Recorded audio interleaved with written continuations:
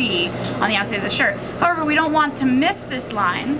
So what I suggest is you pin, but you're gonna do this weird pinning thing where you're gonna pin from this side so you can actually take them out as you go, but make sure that that line stays beyond the stitching line.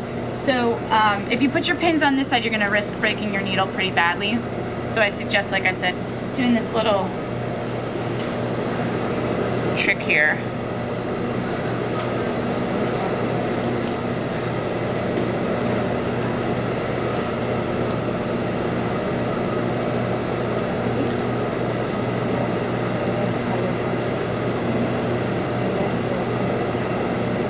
You don't have to pin, like I said, but and if you press really carefully, you should be fine, but I find it to be, it's just a little safeguard. And so you can either stitch in the ditch.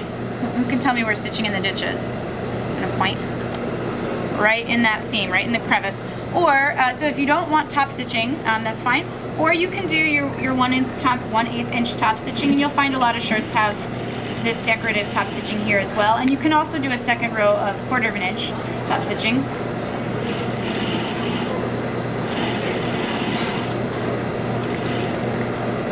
Again, minding not to have puckers.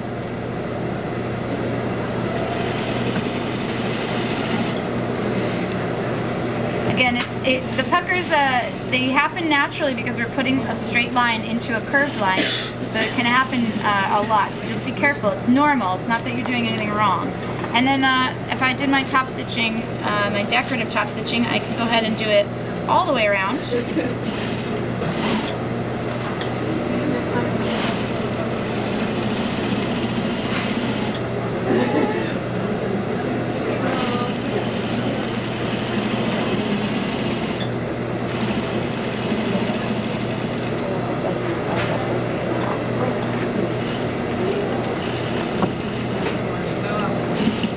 And like I said, if you wanted to do a second row for decoration, that's fine, but you want to double check on the inside that you got the whole row and that you didn't get too far in where the seam would actually pop out, and that is your finished collar, and so it would actually button like that. And so what you want to check is that to make sure that that center front, those two plackets are lining up just right, and that those curves bring your collar right to the center. If you start to mess up your seam allowance, this is going to either overlap or have a gap. So it's very important to be very careful about your seam allowance for this, but that's what you should have.